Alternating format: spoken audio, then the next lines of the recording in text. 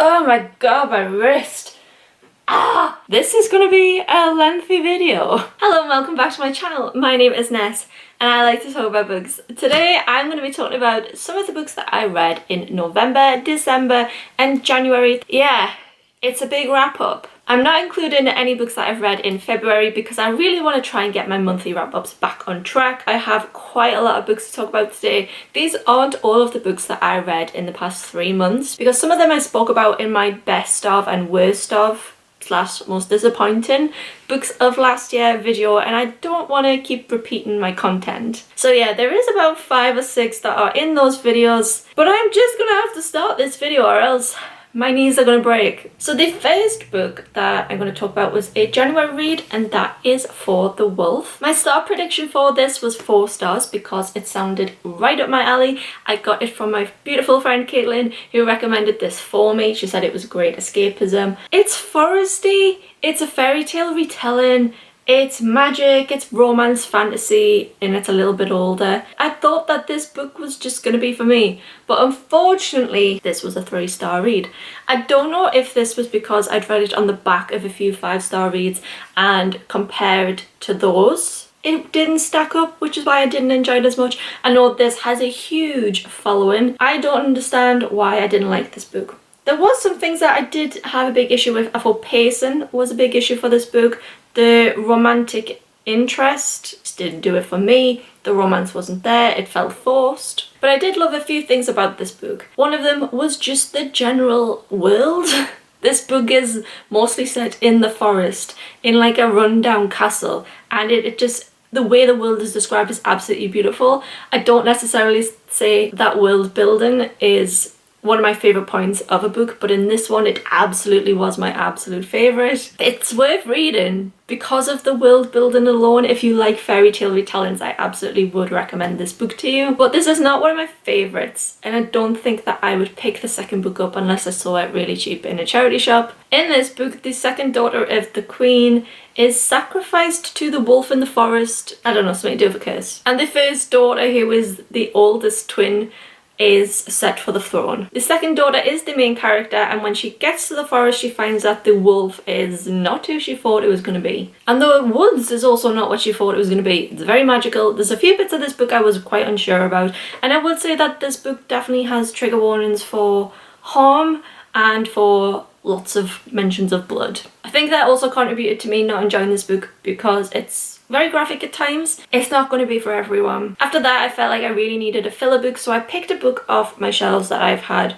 for about 2 years now, and I wasn't expecting much of it, and honestly since I bought it in Tesco's I've always wondered why I picked it up in the first place, and that was A Throne of Swans. This is a young adult book inspired by Swan Lake. But what I took from it was, I don't know if anyone can remember this movie from the 90s, but there was the Swan Princess, and this was to me just the most magical film when I was a kid, and that is what this book reminds me of. This totally blew my expectations. I thought this was going to be a 3-star read, and this is definitely an easy 4-star. I do recommend this, and I definitely rated this as well. Keeping in mind what I would have thought about this book had I been like 16, 17 still, I think even then I probably would have given this 5-star. It probably would have been one of my favourite young adult reads. And this is part of a duology, I believe. I would pick up the second book in the series. In this book, Aderin is the young heir of a dominion which is part of a kingdom. There's about 7 dominions in this kingdom, and they are all ruled by an overall leader. But the leaders in each dominion generally have say in what happens within their lands. They are all also related. They are like distant cousins, second, first cousins type of thing. It's kind of Game of Thronesy for teenagers. Aderin is an orphan, and because she is of the ruling class family, the thing that makes them different is they have the ability to transform into a swan, and you must be able to transform into a swan if you are to hold any rank in a dominion. Unfortunately for Aderin, she is traumatized from an incident that she was involved in and can no longer transform into a swan. And now she's been called to the royal court to meet with the king, and she needs to hide the fact that she can't transform, otherwise she's gonna get toppled. Yeah, there's a lot of political play involved. There is like schemes to overthrow people and alliances. Honestly, this is a fun book. If you've got teenagers or if you're a teenager yourself, yeah. There is a romance to it and the romance like isn't great. But everything else is just so fun. The next book on my pile is another January read, and that is Strange the Dreamer by Lonnie Taylor. This was my first time reading this book, but another one I'd had for years. Honestly, I was so proud of myself picking up some books that have been on my shelf for such a long time, gathering dust and getting them read. So, Strange the Dreamer is a chunky novel. It is part of a duology, and again, it really made me think about what I enjoy in a fantasy.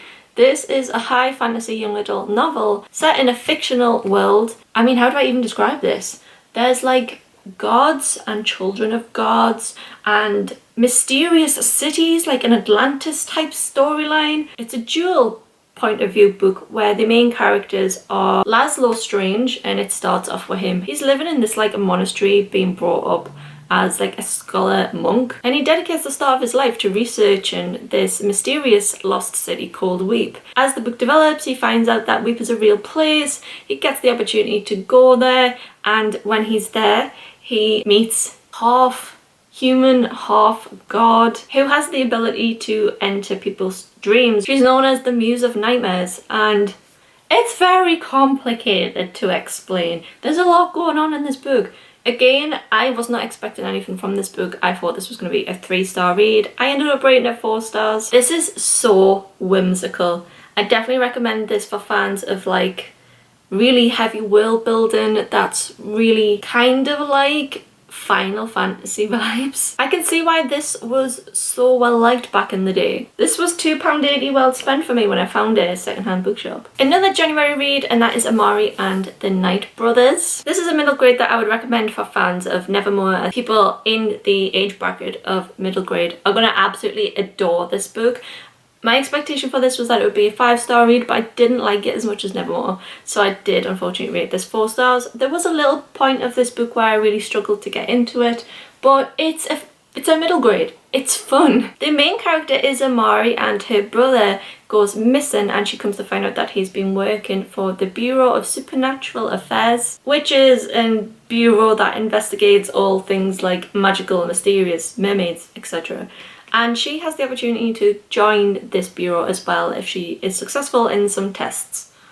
She's hoping to complete the test so that she can find what happened to her brother. It's mysterious, it's magical.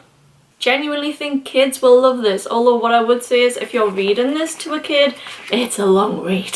The next book on my list is the first book that I read for this year in its entirety, and that is the 10,000 Doors of January, which is another gift of Kaitlyn. She's just honestly the best. Now I'm going to be honest, I thought this book was going to be a 3-star read because I didn't know much about it. I wasn't sure if it was going to be my type of thing. It reminded me of some of the fantasy that I'd read last year, like The Binding, which I didn't really enjoy. So I was very hesitant of this. I was going to think it was going to be a 3-star read. Oh boy, was I wrong. Yeah, this was a beautiful, easy 5-star read for me. This is a standalone adult fantasy novel. It's beautiful. If you like doors opening to other worlds type of fantasy, this is a book about a girl called January who is orphaned, and she's living with her ward, Mr. Locke. And when she's a child, she opens a door and she finds herself somewhere else. One day, she is searching around this mansion home and she comes across a book which starts to make her think more about these mysterious doors and where they're going to lead to. I don't want to say anything more about this book because there is twists and turns and surprises, and it's definitely worth going into blind. The world is absolutely stunning. What I loved most about this book is the focus on family over relationships. Although there is a beautiful relationship in this, it's not necessarily the main characters to tell. Do you know when you watch movies and like the mom and dad has such a beautiful relationship and you can really feel their love really strong? That's what this book gave to me. And it just, I don't know, it was beautiful. I wish there was more books coming out set in this world, but it's a beautiful standalone, absolutely stunning. I'm keeping this because I would love to reread this. The next book is another 5-star read, and that is Down Among the Sticks and Bones. This is book 2 in the Wayward Children series. This was gifted to me by Lily. Thank you so much. She also gifted me the first book. I feel like she's just honestly, she's given me the gift of escapism. I predicted that this would be a 5-star read because that's what I rated the first one, and I was not disappointed. This book acts kind of like a prequel, so it can be read on its own. It's definitely a lot different to the first book.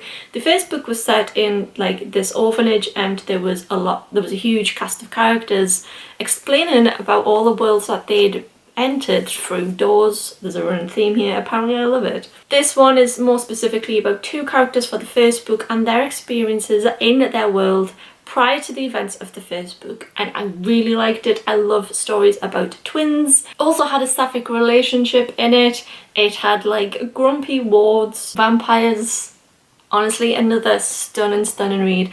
Definitely at first I was a little bit thrown because it was nothing like the first book, but honestly I can see why everyone thinks that this is their favourite, although the first one was just a tiny little bit better for me. I'm looking forward to continuing on with this series. They're absolutely amazing novellas. If you want to know more about the first book, that is mentioned in my best books of 2021 video. The next book. One of the best books I've ever read, and it makes me sick to say that. And I think about this book every day, and it makes me sick to say that. It's A Court of Mist and Fury by Sarah J Maas. So I hated the first book, and I made that no secret on my channel. The first book made me give up on Sarah J Maas entirely, and I don't know what made me pick this book up. I was curious, and I was just sick of looking at it on my shelves, to be honest. And I did start like a little reading group with my friends from university, and one of them just kept talking about this book, and I really wanted to be involved in the conversations. So I picked this up. When I finished this book, I cried, not because the ending is sad, but because I was finished reading the book. And that's honestly the most pathetic sentence that ever came out of my mouth. But it's gonna continue. I'm just gonna get even worse because I didn't speak to Alex for 3 days. After I read this, I was picking fights for everything just because I felt like I would never be loved or never experience love in this book. And that's just like, you know? If you were put off reading the first A Court of Thorns and Roses book because I didn't like it, honestly it isn't great, but it's so worth it to read this book. The world is amazing, the romance amazing, the twists and turns amazing, and the new supporting cast of characters, some of my favourites, really memorable. I'm devastated that I will never be able to read this book for the first time ever again. So moving on, another recent read is The Wicked King by Holly Black, which is book 2 in the, what's it called? Folk of Air. I rated book 1 5 stars, but I did predict that this one might be a 4-star read, purely because where you have a trilogy, I usually find that the middle book is a bit more of a filler book and it doesn't really advance the plot or the characters, so I'm usually quite disappointed in book 2s in a trilogy. So with that in mind, I lowered my expectations, but I did end up also rating this book 5 stars. I thought this was a fantastic addition to the series. I loved the progression of Jude and Cardan. This world is one that I love my head to live in. If you haven't read this series, basically it's extremely fairy tale woodsy fantasy. The main character is Jude, and she's a human that has to go and live in the fairy world. It's very traditional fairy. Yeah, her life's pretty miserable, but she has big aspirations to be a knight, and then all hell breaks loose. And the plot is just non-stop. It's a very fast-paced read. It's a great young adult fantasy. It's one of my favourites. Book 2 was even more fantastic. We got to see a bit more of the world. We got some character building. The ending, oh my god, absolutely shocking. Hotkey books on the back says temptation, betrayal, lover, and I think that's a great way to sum up this book, if I'm honest. Definitely enjoyed this, looking forward to picking up book 3 in the series. A December read, Fortuna Sworn. I've spoke about this a tiny bit in my reading vlogs. This one was a 4-star prediction for me, and I'm very torn about where my thoughts are with this book, whether it's a 3.5 or a 4-star read. I enjoyed it. I actually thought this was a really fun read. It's very good. This is a self-published, new adult, high fantasy. It starts off in a contemporary world and then it really goes deep into the traditional style world of fantasy. Fortuna is a very interesting character. She's not a human, she's not a fae, she's actually something which I've never read in a fantasy book before, but I'm not going to tell you what that is because that's part of the allure. She is hiding amongst humans but ends up getting dragged into the fairy, I think it's the Seelie court or the Unseelie court that she ends up in. I don't know. I would recommend this for fans of A Court of Thorns and Roses, but what I would say is don't go in with too high expectations. It is well written, it's a fun, easy read. I wouldn't say that it's incredibly memorable. I would continue on with the series, although I have a little bit of reluctancy and I'm not rushing to pick up book 2. Fortuna is a great, strong female character, but she's just not up there with my favourites. And honestly, the romantic lead is quite forgettable. I can't even tell you what his name was. And I only read this 2 months ago. Next is another birthday gift. I got this off my friend Michael, and that is Kings of the Wild. This is an adult high fantasy novel, and honestly, this is brilliant. I expected this would be a 5-star read for me, and honestly, nail on the head, this book, great. I couldn't give this book any more praise, and there's nothing to really fault with this book in my opinion. This book is part of a series, but it can be read as a standalone, and I'm not sure if I will continue on with the series if I'm honest, because I just liked the cast of characters so much in this. Kings of the Wild is about a man called Clay, and he was part of an infamous gang of mercenaries back in the day, but now he's older, he's got a wife, he's got a child, and he just wants to settle down, and he's no longer in contact with his band members who are living all over the land and also aren't in contact either. However, one night his old friend and leader of the old gang appears on his door in a really bad state because his daughter has gone missing. They know that she has gone off into a faraway land and she's got herself caught up in a war, and he asks Clay if they can work on getting the band back together so that they can go and retrieve her. The entirety of this book is about, you know, getting the band back together. These are some of the most memorable characters in high fantasy that I have read. The humour in this was what I loved the most about this. It has subtle undertones of humour in it that kept me smiling the whole way through. I had a few giggles, and at the same time there is some really like hard-hitting stuff in this. You get really attached to these characters who feel like real fleshed out human beings. That this is a debut novel blows my mind.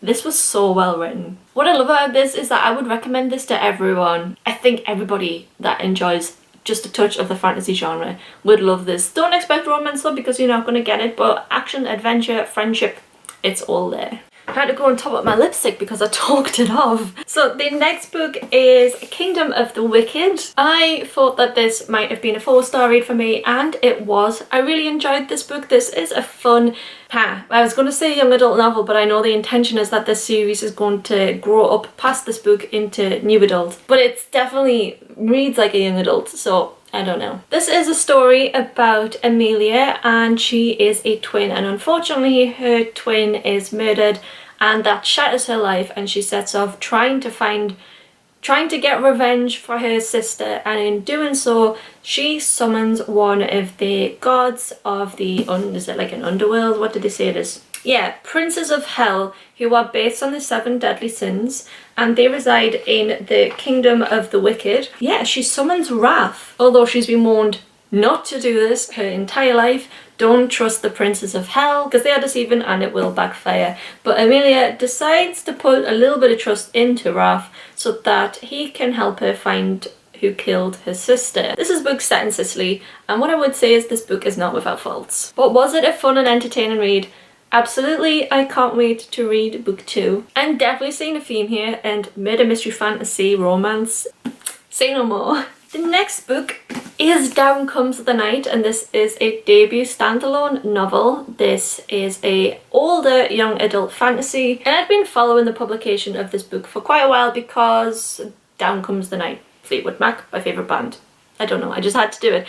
And this is also a sapphic novel. The main character is bisexual. The star prediction that I had in my head for this book was 5 stars because it seemed like, I don't know, it seemed like my perfect novel. It's a dark fantasy. It is bordering on new adult, bisexual main character, strong females, elusive male. There's a war going on. It seemed like my thing. And honestly, this book, out of the gate, it hit it running. The first half of this novel, absolutely easily 5 stars. I absolutely ate this book up in the first half. I couldn't put it down. It was so fun and I was so invested. But this book definitely lost some steam for me in the second half, and I really struggled to continue on with the second half.